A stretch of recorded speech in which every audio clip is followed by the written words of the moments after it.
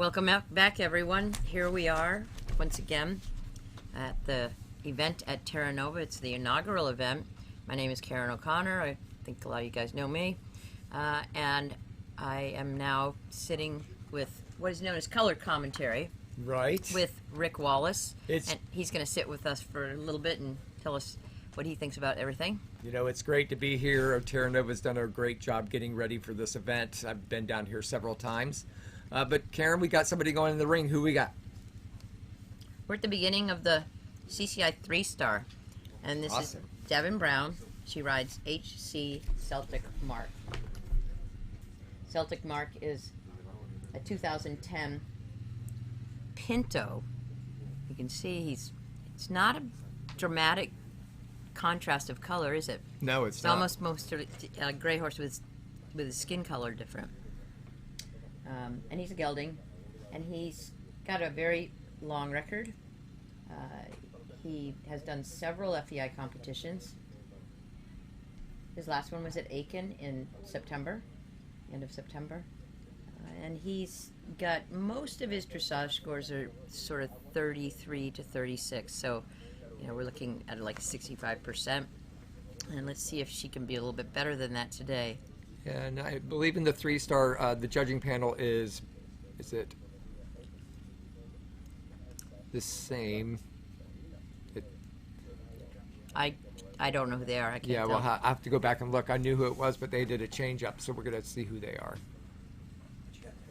Now, we have some really interesting news on the scores. When we left you, Lauren was clearly in the lead, but we didn't have the score for Sinead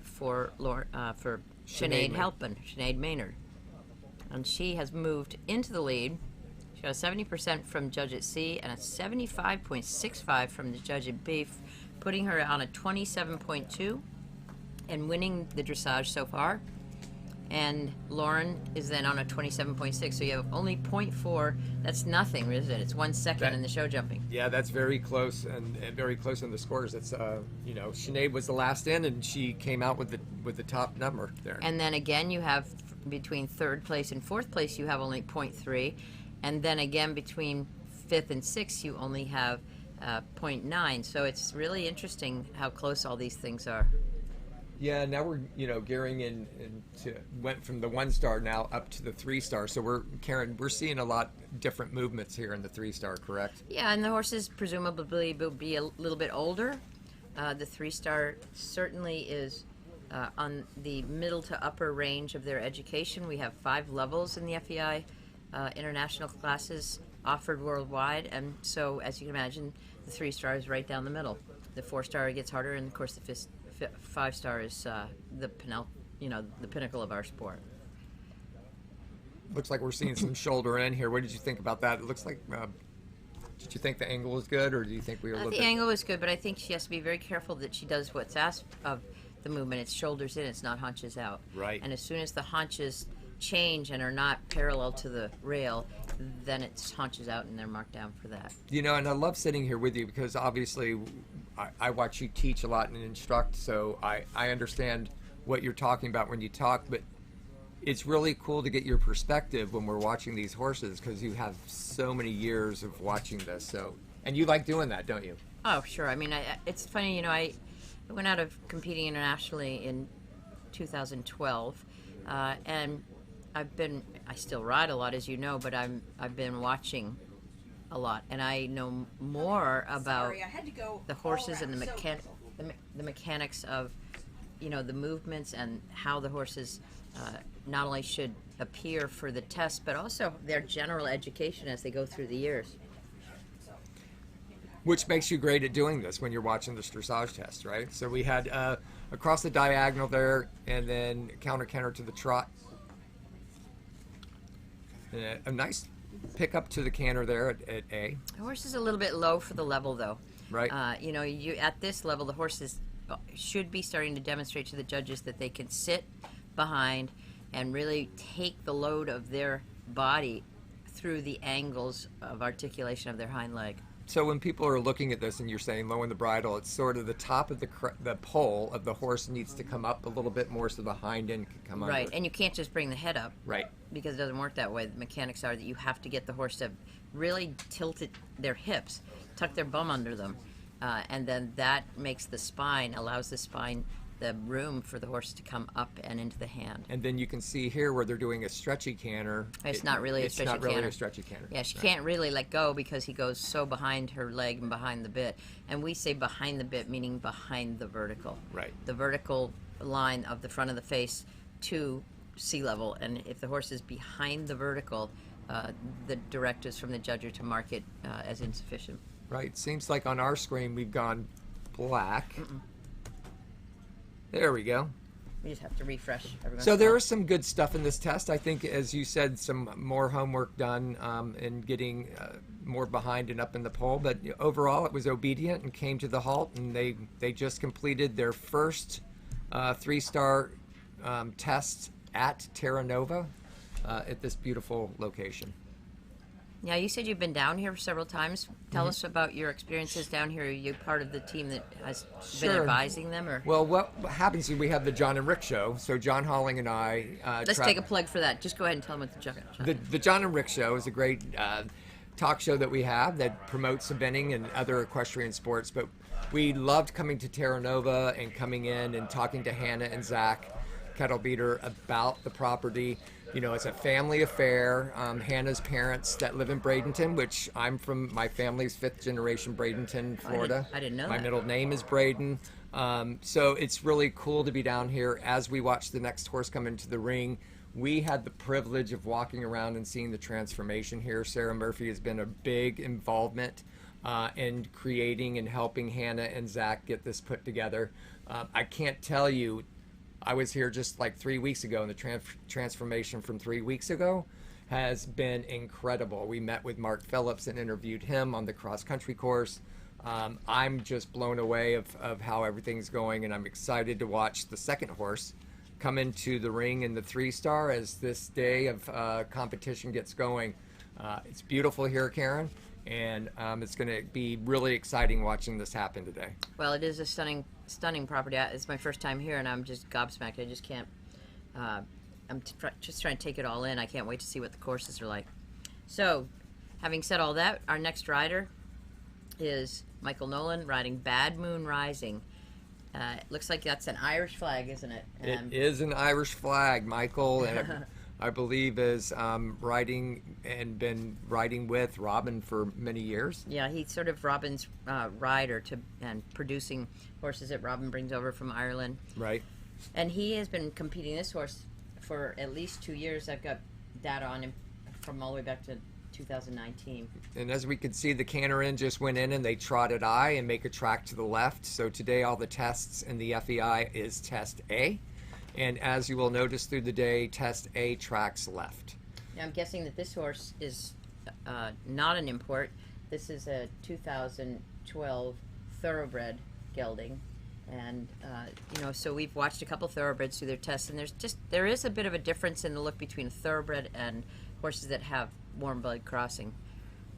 Totally agree. The off-the-track thoroughbred has become a very popular, for years, the thoroughbred's been a popular eventing horse, and now it's transitioning back to be where people are going again. But it is a difference in when you look in the dressage ring from a thoroughbred to a warm blood.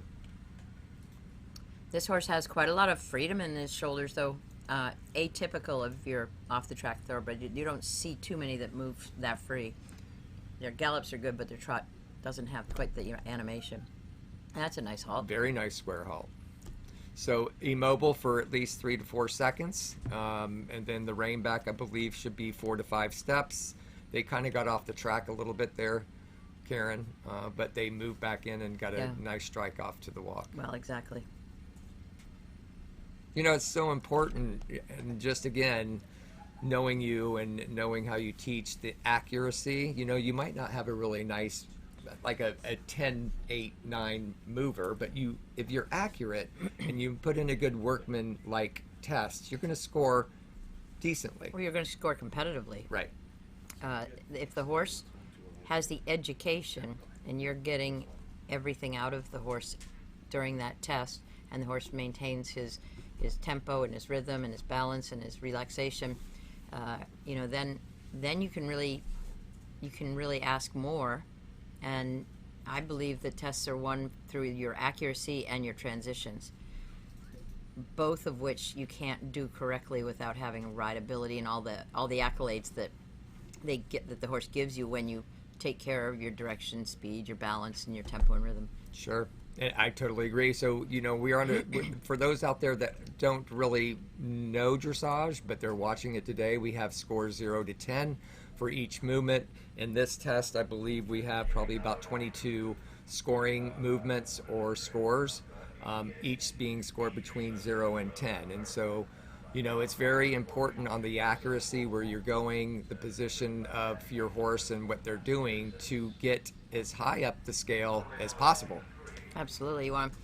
It's funny old sport. We're scored on a negative point. So it's the person that makes the fewest mistakes is going to win.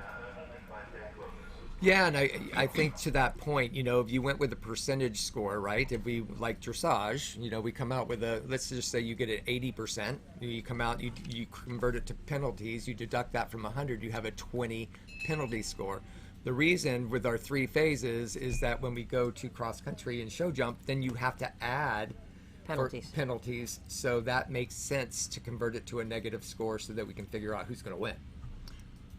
I trained with Jimmy Wofford for a long time, and he has a lot of one-liners, right? Right. One of which is it, what's the big deal? I mean, this is pretty easy, the sport. You just win the dressage and don't add any more points. Yeah. What's it called? Finish on dressage score. I Yeah. think we even use the acronym FOD or something like that. Yeah, something like that. FODs. Yeah. How simple is that? And we all know that's if we all could do that, I guess that would be great. Absolutely. Well, Michael looks like he's putting in the right lead canter pretty well and coming into a medium across the diagonal, it looks like. And now he has to do his counter canter work. Mm-hmm. So, and then down to the walk. So that's, medium across the diagonal, transition to a working canter or collected canter, and then to the walk. That's pretty quick in that Yeah, it that happens band. quite fast, yeah. And he comes down to his halt. And it's a shame the horse Yeah. is tossing his head, because it's just an anxiety at the end. We were Well- saying in the last division that there was a lot of tension in most of the horses, but none of the horses walked out of the arena jigging. Right. When you finish their test and you let the reins go and you lower your adrenaline, the horses just walk out like they're Well, it's so funny completely you say relaxed. that, because over the years, years and years and years, you drop the reins at the end and they walk out on that free walk that you wanted in the test. Exactly. And I hear you teach this all the time, pretend like you're done, right? For sure. Each movement, pretend like you're done. Yeah, you have to recover, bring the horse back to the quality of gait that you started with. Right. Exactly. Well, I'm sure, it's a pretty consistent test. I'm sure there's things he would want to improve on, but overall it looked like a nice pictured test. We'll see what he scores. We're waiting on scores for Devin Brown right now. As Michael Nolan leaves the ring. Karen, as I was saying, waiting on the next rider being here, I know it's been years in planning, and I know the main barn that we've gotten some pictures of, the B&D building did. It's spectacular inside. I mean, you walk in and you just go, wow. They have a chamber stall that's fully air conditioned for anything that has sweating problems, or if they need Really? That's confinements. amazing. Yeah, it's incredible. Wow, I can't wait to see it. I have to have a look at that during the lunch break. Full kitchen, all kinds of things going on in there. I love it. Well, Rick, our next rider in the CCI 3 stars is Sarah Bowman. Sarah Bowman. Okay. Altus Louveau. So Sarah used to ride with Elisa Wallace, my daughter. Sarah's a really good rider. Her actually, a little note is her relative cousin in Australia rode that really fast mare, thoroughbred, that was the winningest thoroughbred. Sure. Yep. And her mother's Rebecca Bowman. This horse was brought over from her, and she does a really good job. She's been riding with Kyle Carter and some other people. So we'll see how she does on this test. I know it's been a struggle. She scores in the mid to upper 30s on this horse. And she would love to keep it out of the 40s. So let's see how she does here. And is it a stallion? It's not. It's a gelding. Okay. He was imported from France, I do believe. I'll say that. So her last time out was competing in Maryland, and that was a CCI 3-star short. And like you said, she was in the upper 30s in her dressage score, but you know, her cross-country jumping record is immaculate. Right. And then, but the horse, it looks like he must be a bit strong because they're time faults. And then hasn't jumped a clear round in an He's FBI not class. yet. She struggles in the show jump as well. I think the horse really needs I think when you talk about shape in the show jump, it loses its shape. But here we are. Looks like the half pass there might be a little bit haunches leading, but you can't see from this angle. Sarah's just 19 years old. Oh my! Maybe I don't think she's 20 yet. She's 18, 19. Looks like she's young. She's gone wrong. It looks like. So they must have rung the bell there because I don't know what that movement was. We'll find out where she's catching. That looks like she's putting it back into the shoulder in.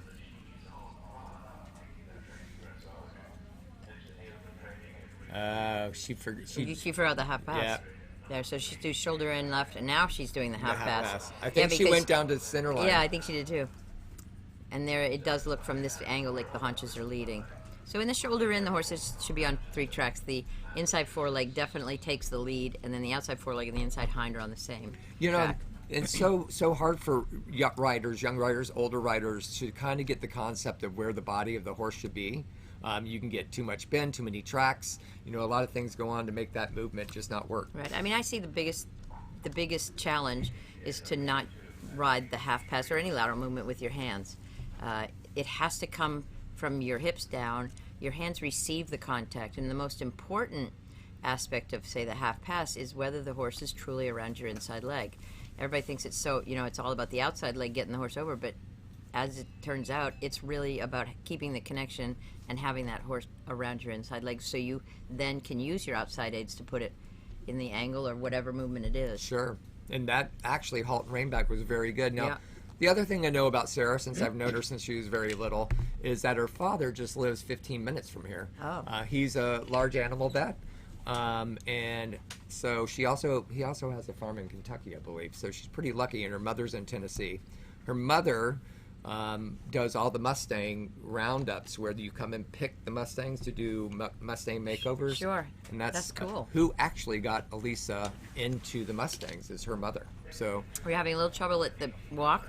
Again, if you take your leg away in the walk movements, the extended walk and the medium walk, then you go to shorten the reins, put the horse together, they usually find it to be a distraction. They tell you all about it. yeah, that was a strike off to the trot at C, which Now was she's to be in shoulder in to the right there.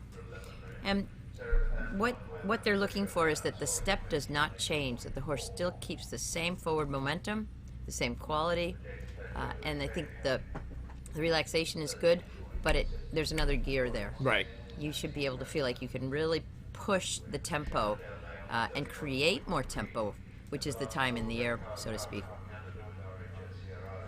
You talk about tempo, and then there's also cadence, right? Cadence comes from the quality of the gait. Is that correct? Well, if the horse naturally can sit, then they're actually going to have better cadence because they can sustain time in the air. So if you have your rhythm is the sequential footfall that the gait asks for. So, Right. for example, if your horse goes 4 beat in the canter, he's out of rhythm. Right. If he goes lateral in his walk, he's out of rhythm. The tempo is the time period it takes for the horse to do a single stride. And so, as you can imagine, you can create more tempo, lengthen the time that it takes the horse to do a stride, and then the cadence is how much lift there is. And that just goes to show you there's so much that goes on between in the sandboxes that we call it, right? All the things that you have to know, and it's funny when people don't really know about riding or what's going on, they just think it's easy, and there's nothing easy about riding. If it was easy, everyone would do it. But the one that should feel it to be easy is the horse. it's very complex and takes a high skill set of technique and experience to be able to make a very high level exercise look easy for the horse. And I would like to say, let's see, Sarah Bowman. She's riding, so we're doing charity rides, and there's 3 charities here. Sarah is riding for SMART, which is the Manatee County Therapy Riding, which I met the ladies yesterday. It's a really great program. They're really needing to raise money for that foundation because of COVID. But it goes to vets, people with disabilities, just all kinds of things. So Sarah's riding for SMART. She's really struggling with memorizing this test, but I think that she shouldn't be too disappointed with that test. If I was to say where does the education need to go, is that the quality of the gait has to go forward, much more forward, more forward. And that doesn't mean you just let go and kick. Right. The forward has to come from the behind. engine. The engine's in the back, and the engine's in the hind end because of the way the horse is made. The angles of the hind leg, when they compress, they create more energy. It's interesting. I rode for years with Ann Ticehurst and Rockabonsky and some other older greats, and one thing that they used to tell me is I should feel like my reins, I'm pushing a wheelbarrow. Yeah, I use that phrase. I didn't know that they used that. They used it, and for years it's kind of a weird concept. You're pushing your reins, you're pushing a wheelbarrow, but you got to push from behind, right? Yeah, I use that all the time when I teach my clinics. Yeah. And I didn't even steal it from them. I think it's something, the concept that you kind of come up with when you're teaching, or when you're mucking. Or you're mucking. You're right. So we have the next one coming in. Who we got here, Karen? We have our next rider. Well, Sarah should be the boss lady herself. I know. So here's Sarah Cosmic Murphy on Devil Munchkin. She's had some really good scores on this horse, so she's been very competitive. Sarah's always such a joy to be around. She is one of the people that helped save Kentucky this year, along with a handful of other people. But she really spearheaded that whole effort, didn't she? And everybody got behind it, and lo and behold, they said they couldn't do it because they didn't have, the budget to do it. And she got the money raised. Within a month, she says, okay, here we now go. Get going. And it was a fantastic competition. Well, it's people like Sarah. She has a golden heart. She's always there to help people. And I really want to watch this test. I bet you it's going to be beautiful. And Devil Munchkin is a 2008 KWPN gelding. And he's, like Rick said, he's done multiple competitions. So let's just go through this test with her. She had a good center line.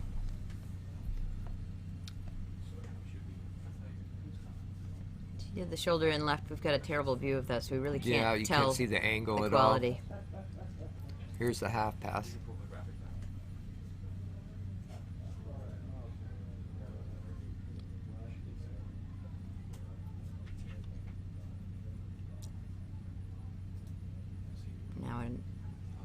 So there's 10-meter circles in the corner. Is that what we're doing? H 10-meter circle right, and now she's going to come across the short side and prepare for the extended trot. It's always good to go deep in the corner. You have 6 meters from the corner to the first letter, and if you use those wisely, you'll be able to show that transition beyond the front foot when the hoof prints are in the dirt. So Sarah's riding for Southeastern Guide Dogs. And that's a really nice stretch that she's doing now. She's back into her medium walk, and at C, she's got to go collected trot. And then she comes out of the corner, and she doesn't start the shoulder in at the first letter. She starts the shoulder in at the second letter, and that will be her shoulder in right. So now here she has to show straightness down the long side. And then at R, now she's in the shoulder in. Oh dear. We must be, that was just she just cantered. I think she was asking for a little bit more in that shoulder in. The horse thought canter. Yeah, just a miscommunication. Yeah. Miscue. Now the half pass to the just a miscommunication. Yeah. Miscue. Now the half pass to the right, and she has to finish that between R and M. So she's right on the letter, right between the two. That's perfect. And now another 10-meter circle to the left. They're looking for you to have reestablish the bend around your right leg. We don't use our left leg. You don't use your left rein for the turn or the bend. Now we're up into the canter, and it's collected canter, and then H to P. Short side.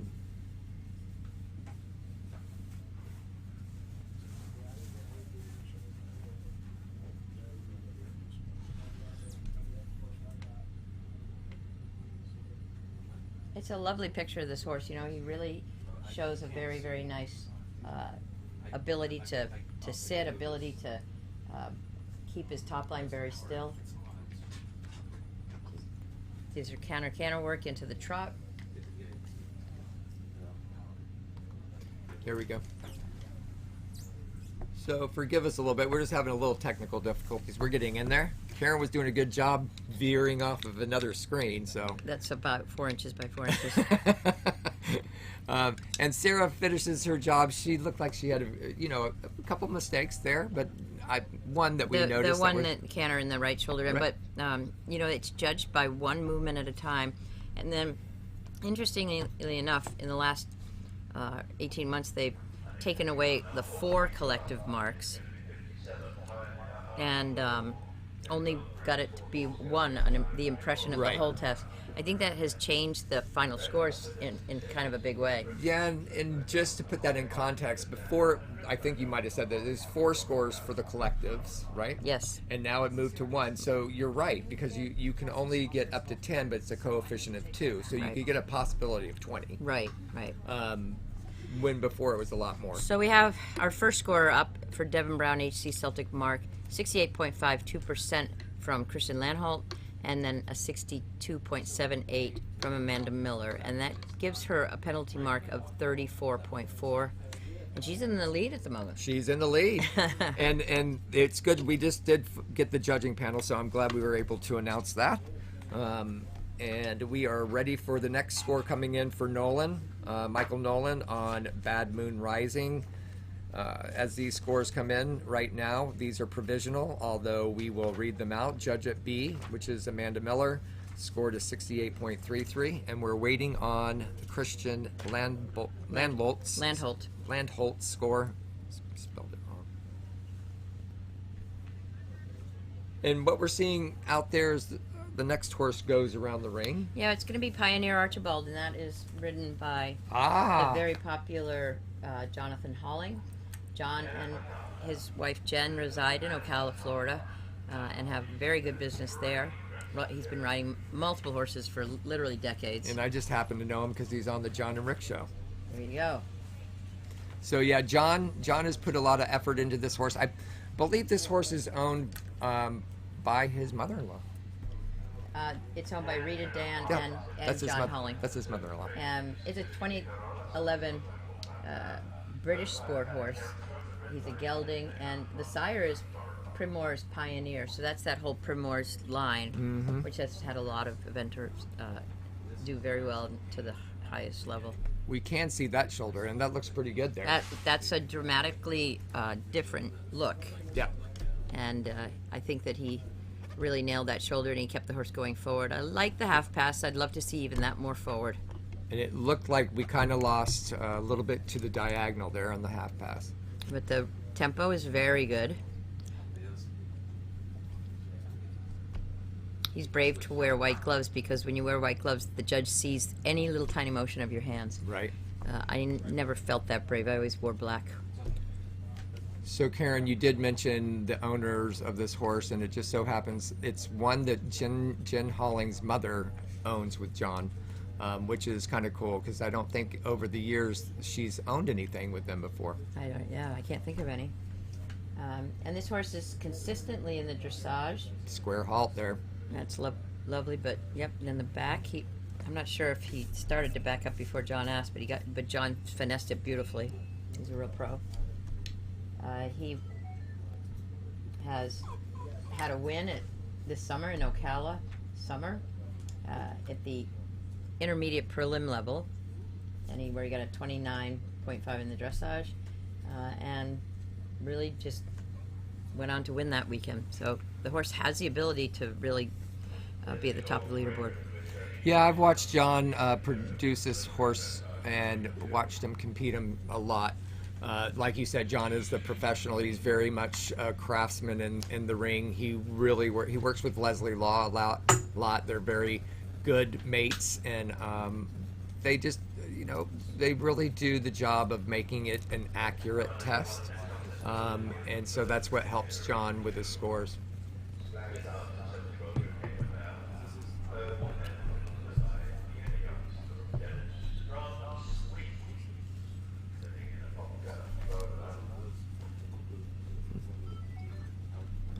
So we're finishing up the scores for Michael Nolan and Bad Moon Rising. From Judge at C, Christian at 67.04. From Amanda Miller at B, 68.33 for a score of penalty score of 32.3. That puts them ahead of Devin Brown and HC Celtic Mark, who scored a 34.4. So we have first for Michael Nolan, second for Devin Brown as we sit right now, waiting on Sarah's score to come in, and of course John's completion of his test. That was a beautiful strike off to canter at C.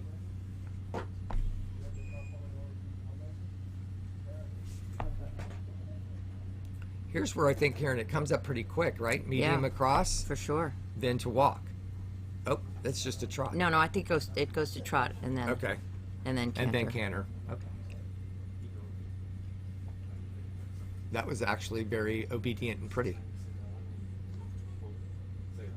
Now they're doing a serpentine of 3 loops, and they have to do what's called a simple change. Simple change is canter, walk, canter. So they must establish walk. There should be no trot. And he's just a little bit unsteady, a little bit falling into it. Again, John saves it, but the quality was not, he didn't nail it. How many walk steps should we be seeing there? Is there a 3 to 5? Well, or? you want to have an uneven number. You want to have no more than 3, and if you can do it in just 1, that's the best.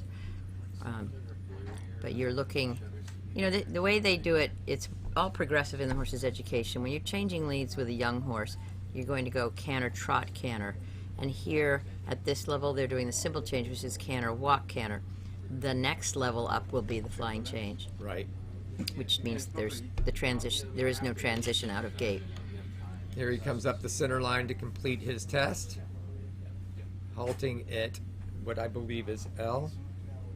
And That's too correct. bad he rested his foot there. Yeah.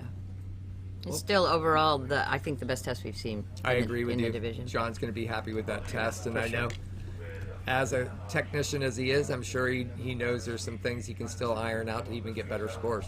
I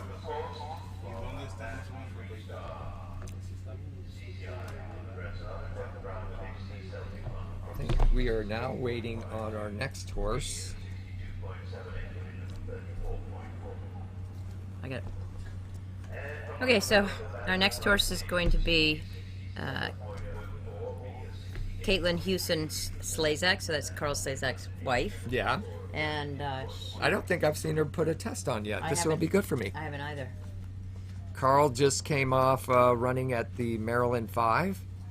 The first, Karen, both me and you were up there. What an event that was. That was awesome. I mean, it's a little bit like this, wasn't it? It was their inaugural 5-star. Right. We have never had a 5-star in the United States in the fall season. And what a magnificent effort they have made. It is, just it's going to be such a popular competition worldwide.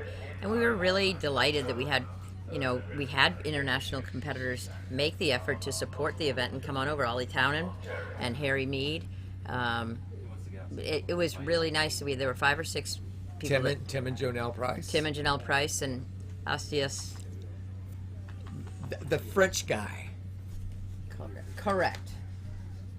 And of course we had Mark Phillips' daughter, Zara. That's right. It's always great to see Zara. So this horse that Caitlin is riding is Fernhill Chocaroyal. Obviously, the Fernhill preface refers to Carol G's horses that she sells worldwide. They all start with a Fernhill, and very popular horses, all the way from amateurs all the way up to Olympic horses. So it looks like on the boards right now, provisionally, we see that Sarah Bowman, unfortunately, must have had too many mistakes in her dressage test that created an elimination. I just wonder if she had memorized the wrong test. You know, Maybe. I've done that before, Yeah, and that's a then next nightmare. thing you know, you realize you're about to go in the ring and you don't know the test. Yeah, and you know, to Sarah out there, look, don't. It's only happened to me once, and it's not a good feeling. But you can check that off the box. You can check it off the box. Of the 100 and some odd ways you can get eliminated. Listen, I've been eliminated back when the show jump. I had a green hat cover on my cross country. They eliminated me. Yeah. So, as we watch this one getting ready to come in, Karen, this is a canter in, down center line, and a trot at eye. So, what's the importance of this? You must show straightness. That's the most important aspect going down the center line, because you don't have the crutch of the wall at all. It must be forward, and the rider, if the rider is not still, it's very distracting for the judge to see a lot of motion in the rider. And then the transition has to be absolutely straight and from behind and powerful, and not moving the top line at all. So they just completed their shoulder in, half circle, half pass, which, you know, again, from this angle, we can't really see. It seems like the shoulder in was a pretty good, maybe a touch too much angle, but so far so good on her test. So now she's getting ready to go across the full diagonal MXK and do extended trot. It's not just the extended trot that gets judged, but she also gets a mark for the transition at M and again at the transition at K. So if you disrespect the transitions, or your horse isn't clever enough to do it at that time, you really get knocked down, because it's not just one mark, it's two. Yeah, I can see that. And now she's got her halt, and whoa, nearly. Her rein back, you have to be really careful that they don't rein back right out of the arena. Right, because the arena is meant to be closed, and for whatever reason, it's open. Yeah, I think on the shorts, on the FEI, sometimes they do leave them open. On the longs, I don't know if it's a requirement. Well, I think it also has to do with, do you have enough volunteers People to for go out one there and person close it. sit there all day long? Which is it's a big task. It's yeah. You don't realize it until you're there all day. Sort of like a ball boy or ball girl, you know, Yeah, being out there exactly. all day, it's kind of hard. Okay, so she's medium walk and then extended walk. And then back to medium walk. And she walks all the way to C. And then she does her collected trot and starts the shoulder in to the right. So she is riding for Southeastern Guide Dogs. That is her selected. Did you all get to Fundraiser. choose yours, or did you? No, they sent out a text, which is, you know, it's so cool coming to this event. I've been involved in many over the years, but we got a lot of text messages of what to do and how to select. And from what I'm hearing, other people, they think it's a cool idea, as do I, but we got to select our So I thought the shoulder in was quite good there. It's more forward. I think the hind end is just a little bit on the edge of being leading, at least in some parts of the half pass. Her 10-meter circle now, and then she'll do the collected canter left lead at C. and Not bad. A little bit raising up in the head. Lost the top line a little bit. Now medium canter down across the diagonal H to P. They're looking for a good transition to medium. They want the rhythm and the length and the stride and the frame, balance, self-carriage, straightness, all those buzzwords. They're looking at all of it. all of that to determine the score. So I believe we have just under 150 entries here in this inaugural event, and the test. So now she's doing the serpentine with the two simple changes. The first one was a little bit above the bit. She got ready for the second one and took care of the submission and suppleness of her horse before she asked. So the second one was quite good. Now she's in the right lead. Now stretchy circle. A stretchy circle. Now when you shorten the reins, the horse is not to object. And we know that by, of course, they toss their head around. Right. It's not as easy as it looks. Now diagonal again. Now she really needs to keep him soft in his top line. Breaks to trot there, and now down center line, and the halt at L. Well done. Yeah, the halt's disappointing though. A little bit stretched Yeah, out and it's step just out behind. for the level. Yeah, for sure. I mean, it's above the bit. The judges will see that, and when you have a leg behind at this level, it's no bueno. No bueno. Well, I'm sure she had some bueno work in there. And She did. She had some great movements. I thought her shoulder ends were, some of the best we've seen today. She is riding for Southeastern Guide Dogs. And just to give people out there listening, what they did is they took all the entries and they divided it into 3 teams for these 3 fundraisers and charities. So there's 47 riders on each team. That's wild. So I'm assuming they do it by penalty score of who lowest penalty score, but I don't know what they do if they have an elimination. What are they doing? I don't know about the eliminations, but they just, they probably do it at 100 or something, but they add all the scores of everybody up together. Well, and that's what if there is an elimination, what did they do for the ad score? Well, when you get eliminated in the team competitions, it's 100. So I'm not completely sure, but I think that's what they'll do. So I'm gonna next time we see Hannah, we'll have to ask her because what they're doing is first place or first place charity team gets $10,000. $10,000, yeah. Second place gets $7,500, and third gets $5,000, which is really a great thing. I mean, you're winning before you even start. As we wait for the next horse to go in again on these charities, I know that Southeastern Guide Dogs representatives are here. Meals on Wheels and Smart. Smart is asking anybody that has tack or equipment for horses or anything can be left here at the show in the Riders Lounge. They'll be glad to take it and put it into good use. And our next rider is coming in the ring. So our next rider is Sam Tinney. Sam lives in Ocala.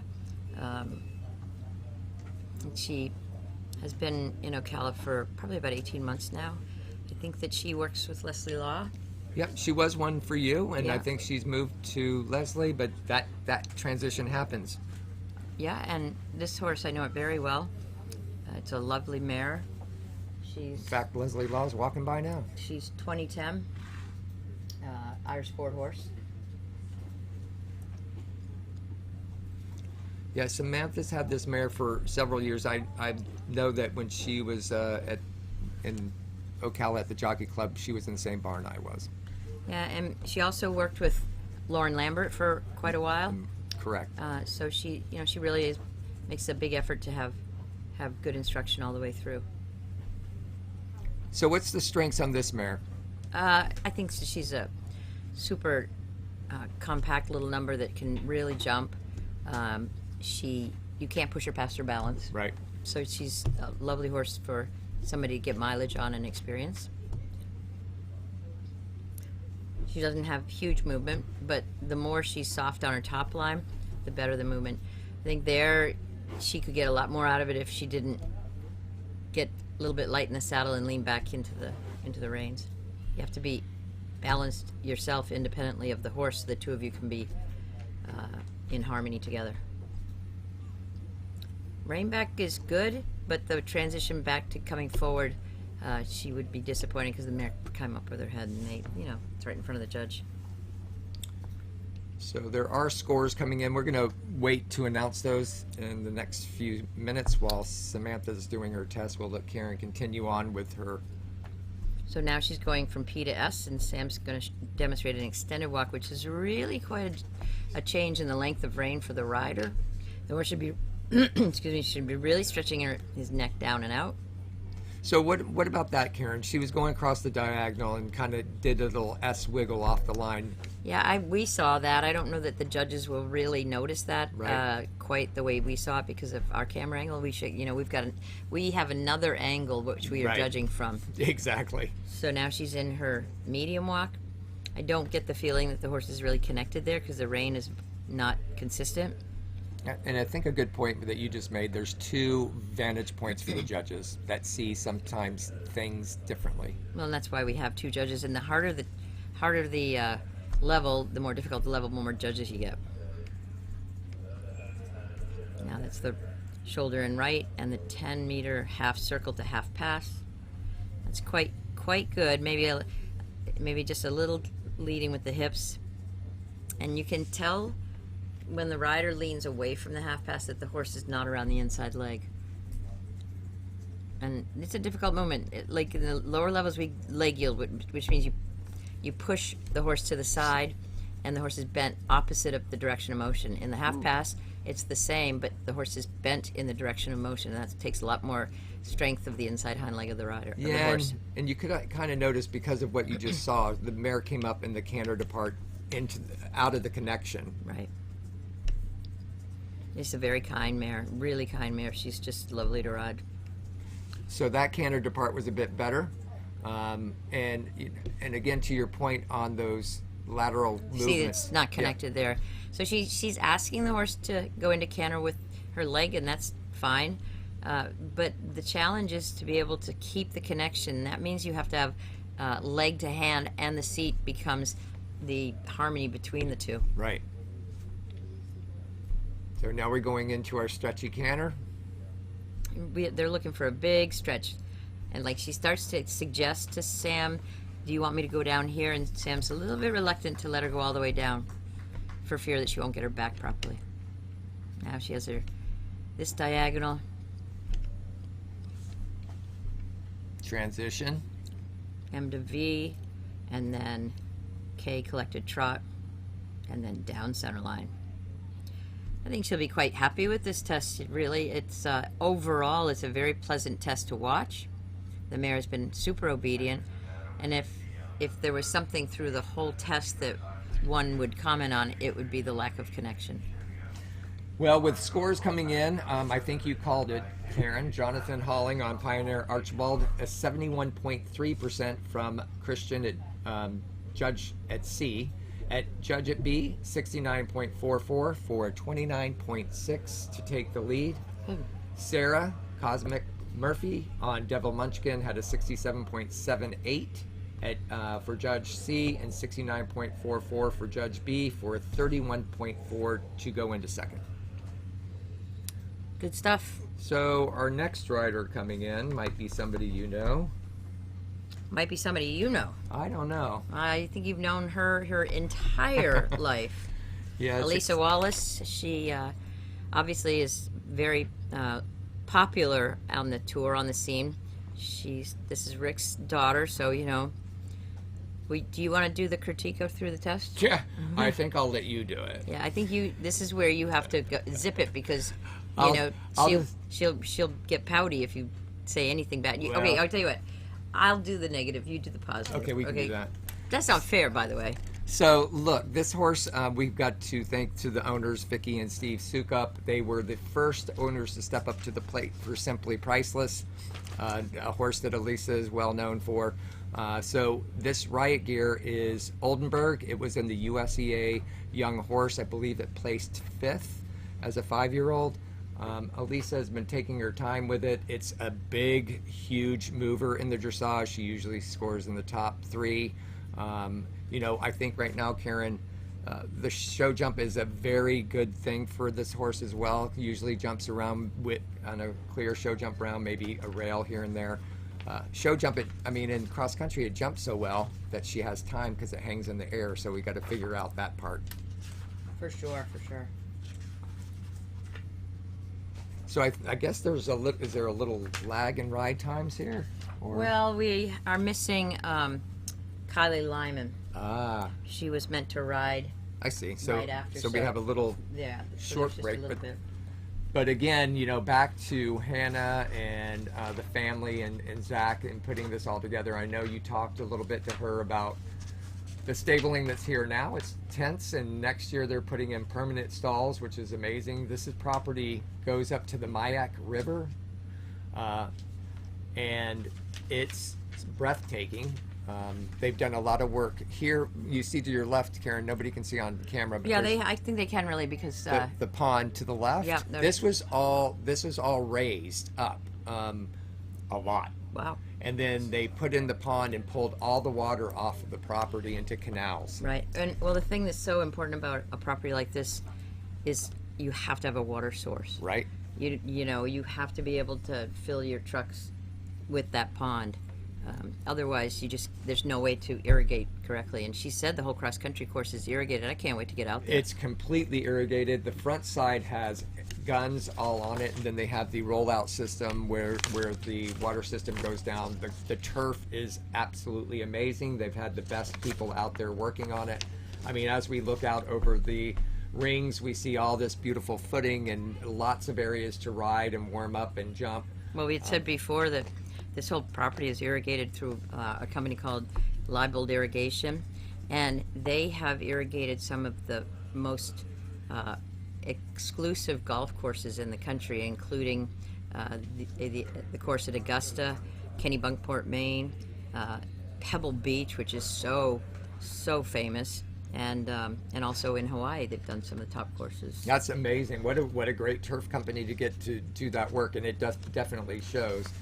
I believe we are winding into time for the next rider in. Karen, we're going to let you take your thanks a lot. hit at it. My hit, no. I expect great things from Elise. She has been working hard, and as all riders, we all prepare and get ready for these events. It's tough sometimes because, Maryland 5 was last week. Some of these riders were at Maryland 5, and then you have to leave the horses that aren't going at home. So then you got to get back with your working students that are at home, keeping them going. And well, we're expecting a pretty good test today. Since 2018, the end of 2018, she's been almost exclusively in the 20s in dressage. She had one that was a 31 at Kentucky in the 4-star short, but that's against a huge competition. Yeah, there. I think that was the atmosphere as well. I think she's really working hard on different aspects of this horse, but it's a cool horse to watch. Now Elisa really knows how to ride, and even more importantly, when you start to competing, you also have to know how to win. Yeah, the winning part, that's what we need to learn even more. Yeah.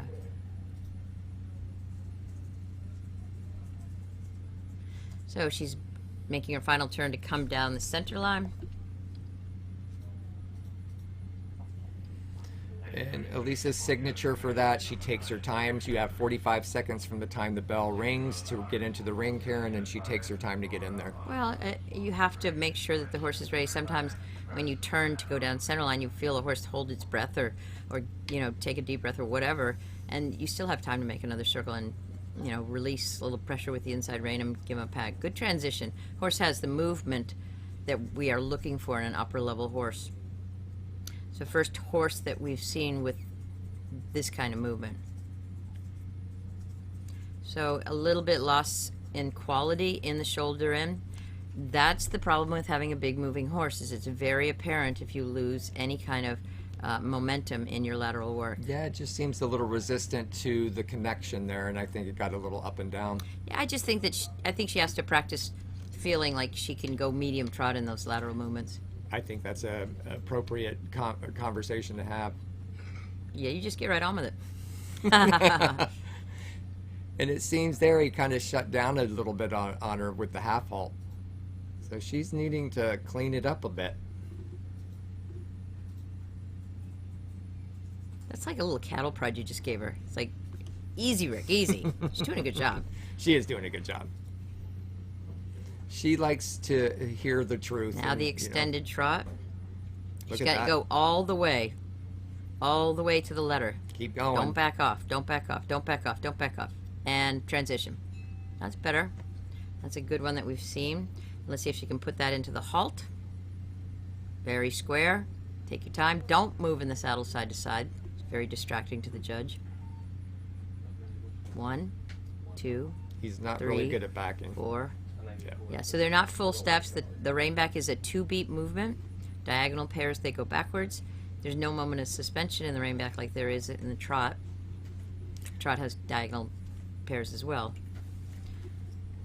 And so here we are. She does A, F, P, medium walk, and then P to S, extended walk. There's their extended walk across the short diagonal. And then it's a little bit hard. Then you have to go from extended walk and then medium walk again. And the medium walk is quite long because you go all the way from S to C, and at C you have to go back into your trot and do your shoulder on the other side. But he's very obedient there. There are tents around and some distractions, so all the horses are handling that pretty well. Now she sets him up. I'd love to see her go deeper into the corner so she has more time to go forward from the letter. A little bit of hunches out there. Maybe from the angle we're seeing, it might be too much angle, but who's to say? I don't know. We can't really see it. 10-meter half circle to a half pass. This is quite a good half pass. You see how she's sort more with the horse in her upper body, but in the middle she just pulls herself away from the half pass with her shoulders, and that's the time to have the horse establish around your inside leg so you can keep going forward. Followed by another 10-meter circle and a C collected canter. Good transition. Down the long side medium canter, across the diagonal medium canter to P, and then collected canter. And trot at F, and then canter again at C. Now she has to do her 3-loop serpentine. I think she went too deep into that corner slightly, and now canter walk. That's better. As a movement, you know, that's what we're wanting to see. Now, if she could take that downward transition and shorten the walk steps, she'd be even higher in her marks. Walk. Nope, got a trot step. She missed that, and then she was strong in her aids too late and shut him down. So she'll get marked down for that, but not marked down terribly because he's very obedient. Here's the stretchy canter, which, Karen, you know, do you really like this movement, or do you think it's something that I notice upper level dressage doesn't do a stretchy canter? Right. Look, we if we don't practice the stretchy canter on a day-to-day basis, we're not doing our job. So I think that what they're looking for is that these riders are doing their job, are not steering the horse around with their hands, and that when they let go of the horse has been taught to stay in that balance until it is told to do something else. Where did she stop there? She stopped at L. We can't see it very well, but yeah. Good job. Square halt. So I think she should be very happy with that test. It was consistent. She left some points on the table, but in general, I thought it was a very good effort, and I am sure the judges will be rewarded for that effort. And again, to those Maryland 5 riders that are here competing, you know, I know most of us got home Monday night, and then Tuesday we're back on the horses, Wednesday and Thursday we're here. So there's not a lot of prep time there. Yeah, but that happens all over the world. Yep. Look at what the Europeans do. They have to go and go get back. They go to Blair, and then they come home, and the next day they are at Burley. And on their next horses. Yeah, and then, you know, the Monday after Burley, they're at a one-day, you know, so it's pretty crazy. Like, I think Caroline Martin, when I didn't even realize she was going to France, I should have. She was, like, off to France. Yeah. Well, as we wait for our next rider, who's coming in next? Our next rider is going to be Devin Brown on her second horse. This time it's going to be Hickstead. Hickstead. Isn't Hickstead a horse that Joe Meyer rides? Or? Well, you know, I have all that information. Do you? I sure Let's do. see what you can tell us. All right. I'm going to tell you that he's done 4 FEI competitions with Devin. And so in his national, I have Devin riding him all the way since 2019. So I've seen this horse go. It's a pretty cool, it's a gray horse. It's pretty... KWN. Yep. KWPN 2012.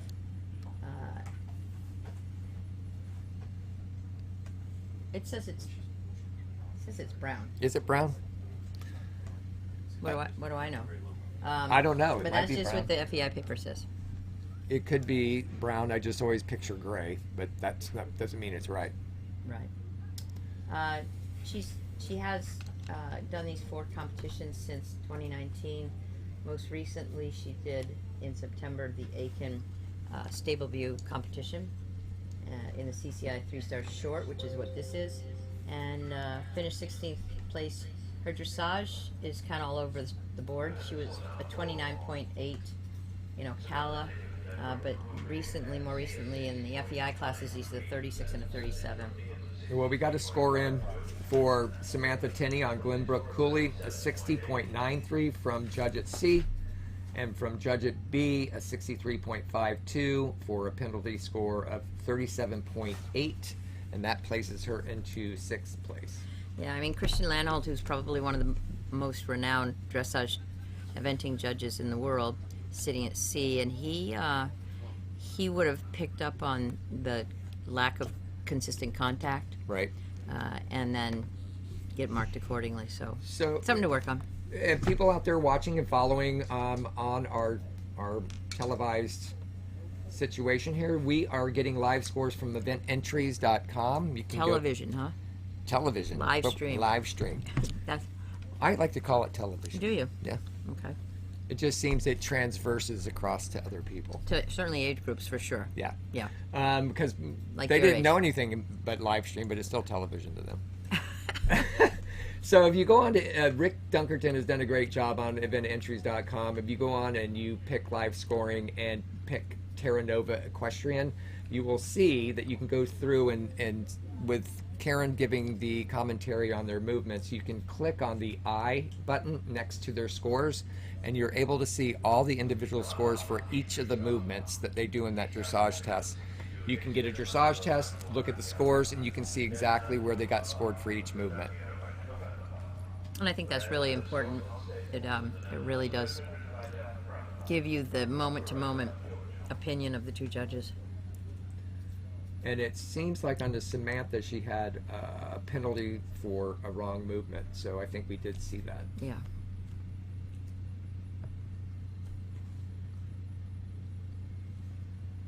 I'm looking at John's individual scores as we see this one go, Devin go around the ring. Just real quick on his scoring, he's in first place. He scored 1-9 and 2 8s in his dressage test.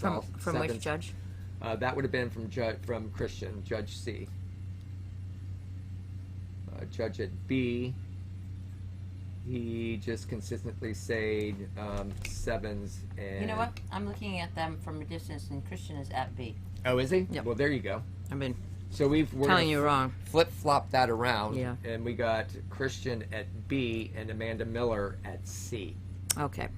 All right, so Devin is now going to make her final turn to come down center line with Hickstead.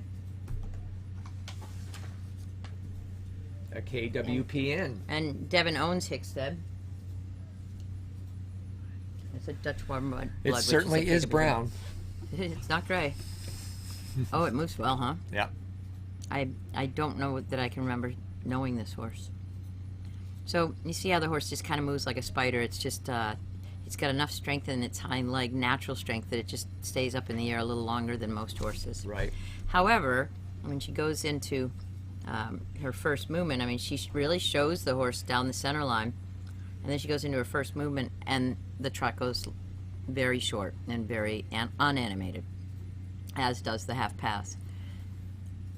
So something new that's happened in the FEI is you used to be able to wear a double bridle in this test. No longer, just a snaffle. What level do they let you do the double bridle? Advanced. And, Or 4-star. 4-star, okay. That rule change happened in 2021. I like that because, you know, I agree with sometimes the curb on the double bridle for event horses can act as an anchor. I agree. I love the movement here. He gets a little bit wide behind in the extended trot, and you can watch that.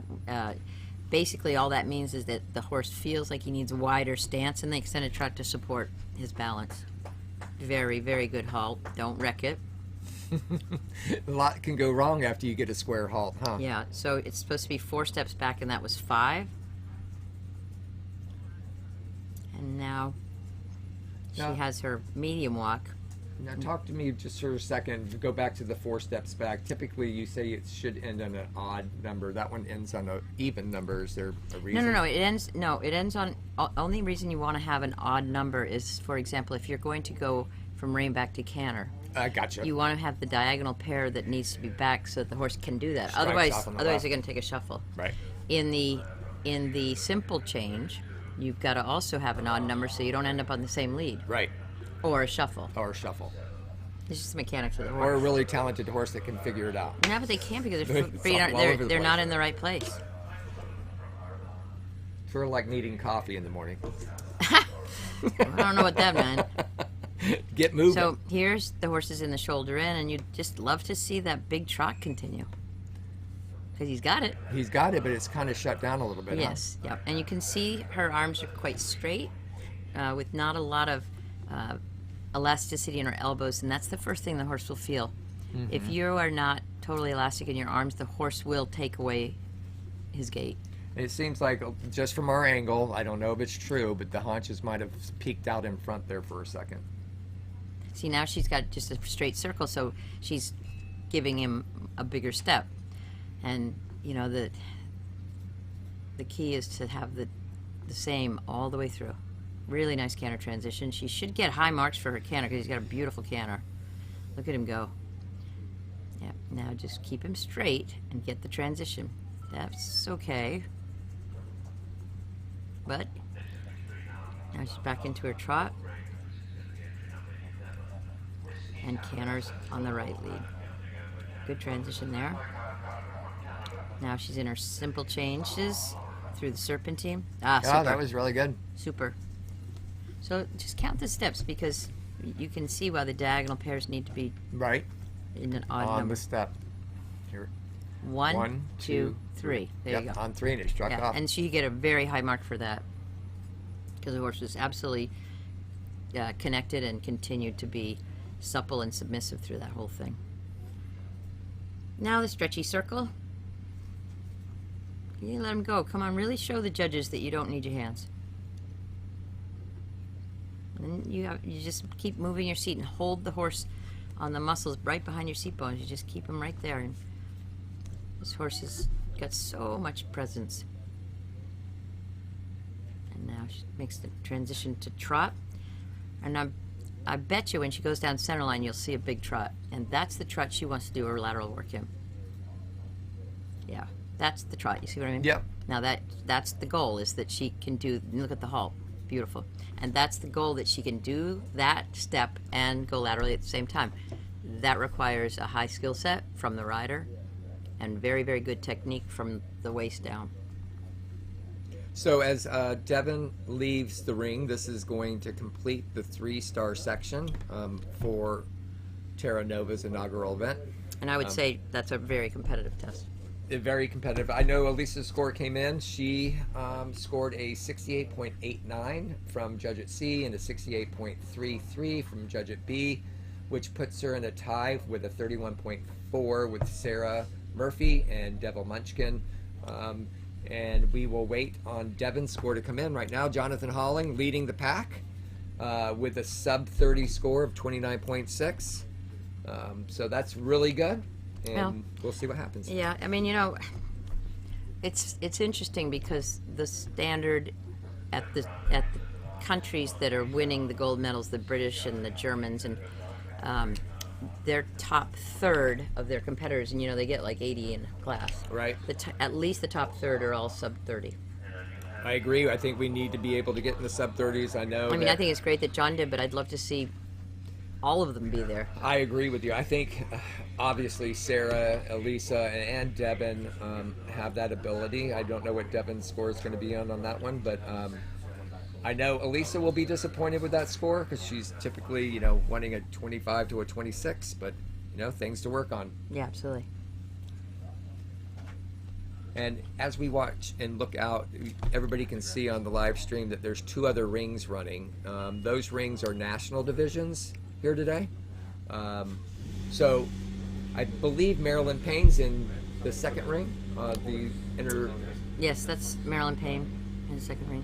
And we're not able to show you the national classes, obviously, because there's conflicting rings. But tomorrow, we're going to be able to do live stream on every single person. That is amazing. It's amazing. That's great. I know Hannah's and Zach's idea was to really bring the sport to all divisions, from beginner, novice, starter on up, and they're trying to do that with this inaugural event.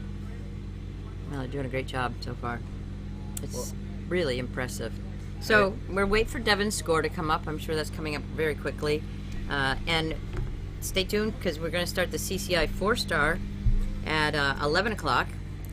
So just a little more than a half an hour.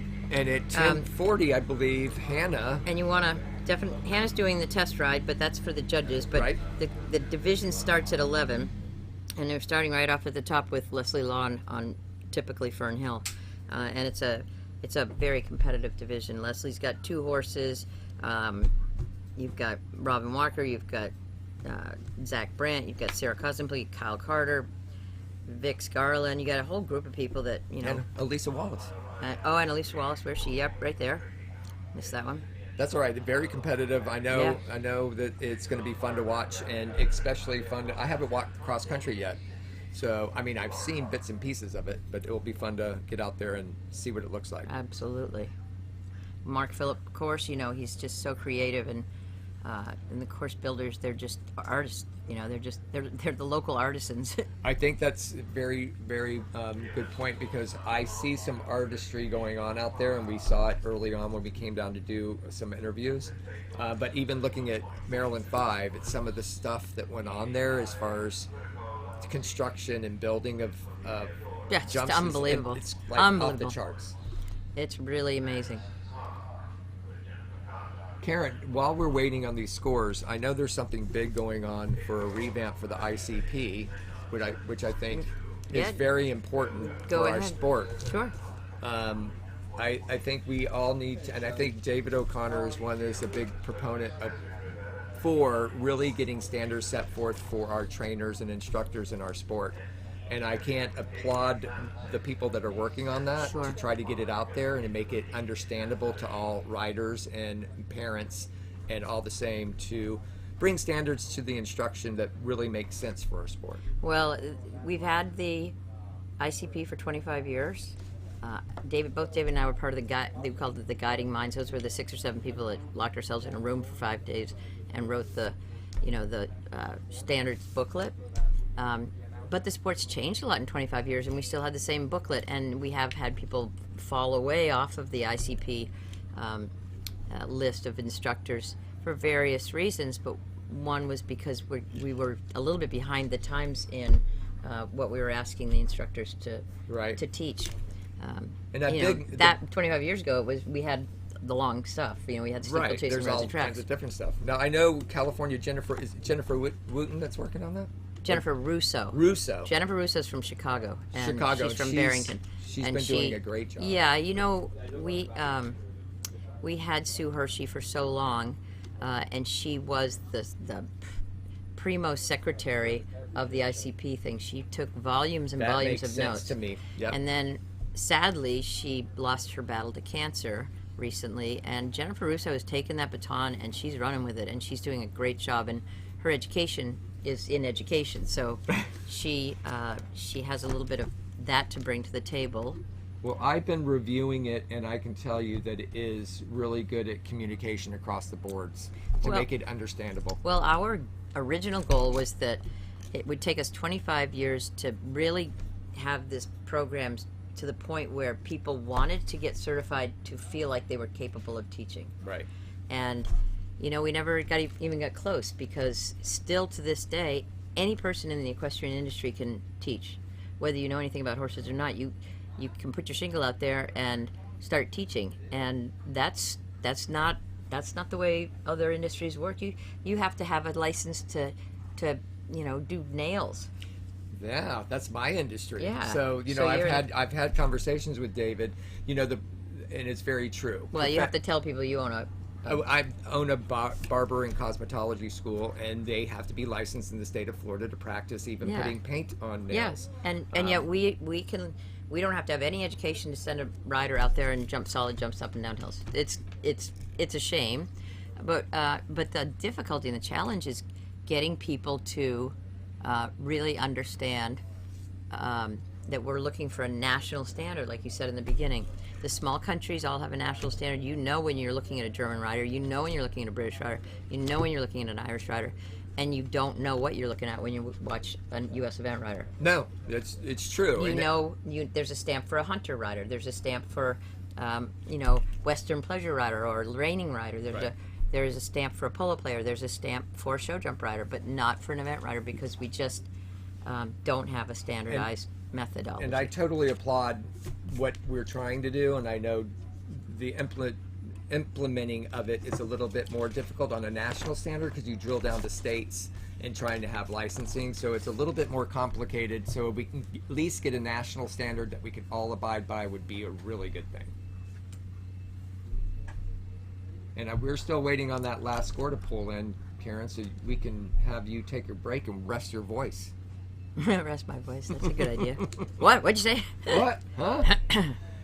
Again, I know there's a lot of thanks that you can do on the sponsors. And well, we have some major sponsors. B&D Builders, they they're proud sponsors of this inaugural event here at Terra Nova, and they're actually located in Lancaster County, Pennsylvania, but they are responsible for building the beautiful stables that are here at the farm. And right after this competition finishes, they're going to start the construction of the permanent competition stables. So that's fantastic. And you can see their attention to detail and all of their craftsmanship and everything here at Terra Nova. I didn't really know about B&D Builders, but we're in the process of thinking about building a barn, and so I might go up to that stable and get some pointers. You can get some pointers, and B&D is doing a great job. I think they're just in the Chronicle of the Horse as well. So, and I think they featured that barn that we're looking at. But it looks, though, just can I point out to you, Karen, while we're waiting for that score. We are going to anyway. That's I see Sarah Bowman in the national division over there. Is that her right there? Yeah. So she just got off one horse and got on the other? No, I believe what they've let her do since she had an elimination is move over into another division nationally. I see. Okay. Which is a good thing to be able to do. I'm with you. Okay. So we now have... There she is. There's a couple ties in this. She's tied for... Yeah, look at the ties. So she's tied for 5th. You want to call that out for everybody? We can... The judge at C was on a 69.63. The judge at B, 65.37 for a 32.5, tied for 5th with Caitlin Slazak. I think the general movement of that horse is quite spectacular. Right. But when the movement changes and is compromised because of a movement, the judges will nail you. You can't get your scores. They scores. will hammer you because they realize at that point you're not doing it from your leg. And it's funny, I read a couple pointers, not a couple, 10 from Marilyn Payne on dressage and impressing the judge. And one is, don't go in and freeze. Don't be afraid to make the movement that you are supposed to make in that. And if you're just going for mediocre and you make a mistake, even on mediocre, you're just going to go even less. Sure. So if you go big and make it better, that's great. Right. So the final scores in and the placings. So John Halling has held the lead. That's a great score, 29.6. The only one to break 30. Sarah Murphy, 31.4. Tied with Elise Wallace, 31.4. And then Michael Nolan on a 32.3. 5th place goes to Caitlin Slazak.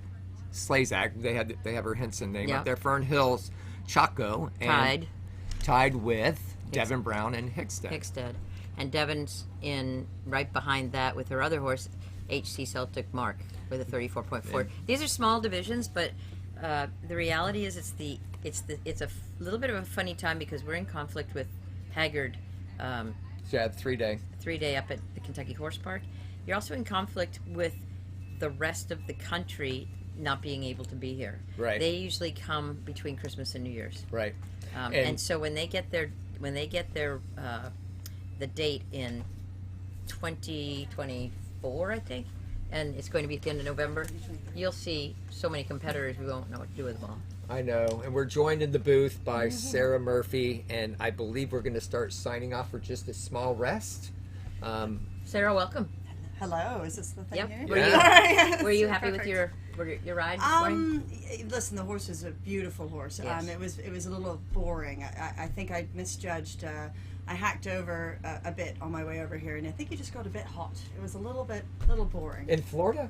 I know, it's shocking. And I thought I had timed. I thought I was, being very clever, but apparently, and when I was in there, I thought, God, he's just going to lie down and have a nap. I thought, God. And I was like, if I kick him too much, he might canter. So, yeah, well, you got that one canter. The one in canter in the shoulder, end. and I was like, okay, don't do that. You're just They're going like, to have oh to my crawl God, over. did I just do that? Oh my God. You're just going to have to mince around like a boring person. Right. But that's just the way it Sarah, is. I've been, and Karen and I have been talking, and this place is amazing. And I know you had a vision when you came and saw Hannah and her vision and Zach. And you were down here, I remember a couple years ago you saying, there's a farm south I of remember Tampa that we all need to be looking out for. So can you tell us anything special about this place?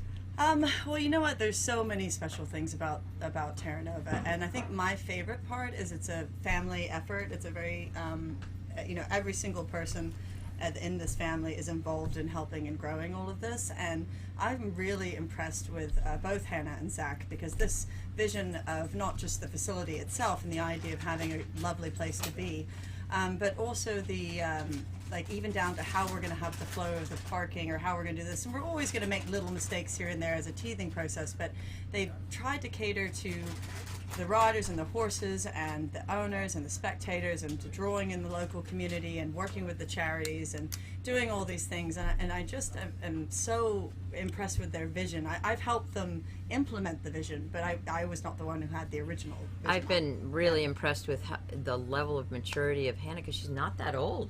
I know, she's like 5. Yeah. So she's only in her 20s. She's got to be 24. 25. Yeah. It's unbelievable. Yeah, she is so mature beyond her years. I know, it's really annoying.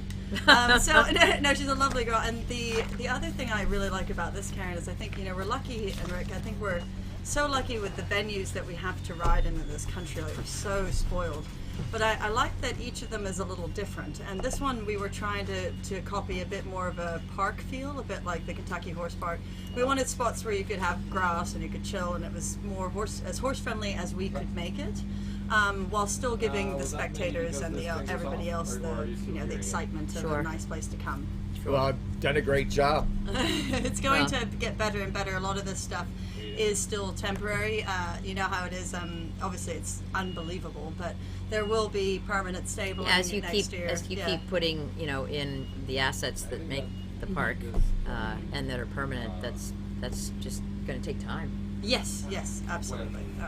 And yet, at the same time, I mean, you've done everything top class. Even the toilets are the high end. Well, that's Hannah's mum. They're and the high end ones. She's even got music playing in there. Yeah, she and does. Air conditioned. Air conditioning sinks and they have a light that says somebody's in there. Yeah. I mean, Natalie is so. That's really cool. One of the fun bits is everybody on this team has a different strength.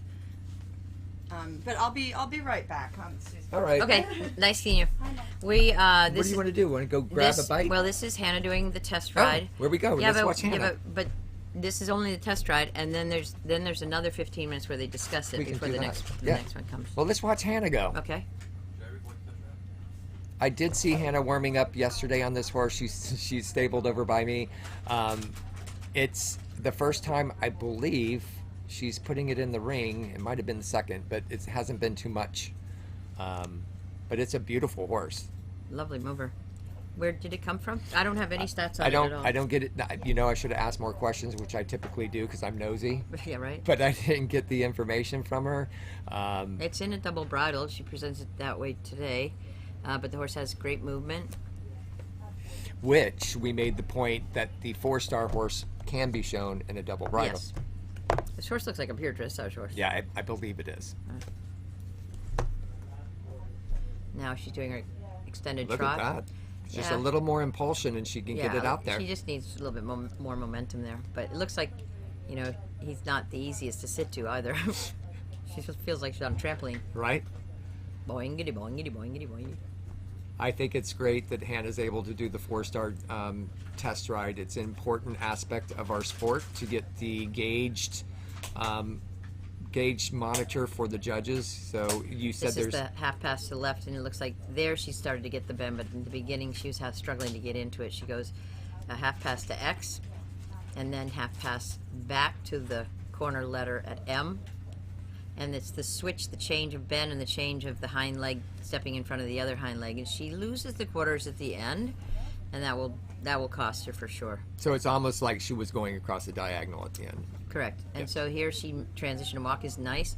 Now she's going to do a little turnaround and come down this little narrow line to the letter G, and then between G, which is the center letter, and the rail, she's going to do a walk pirouette to the left. What are they looking for here, Karen? So so there's turn around the haunches, and then there's a half pirouette. Turn around the haunches, you get to have 1 meter diameter for the hind legs to work in, and in the pirouette they can't have any.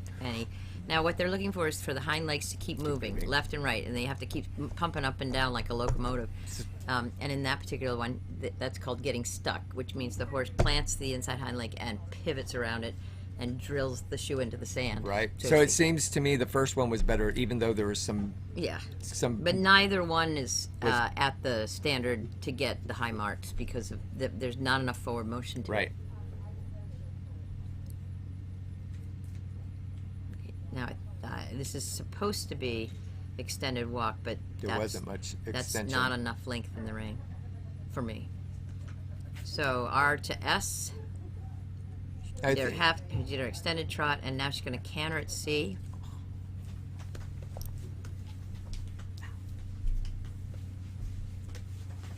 And a really nice transition.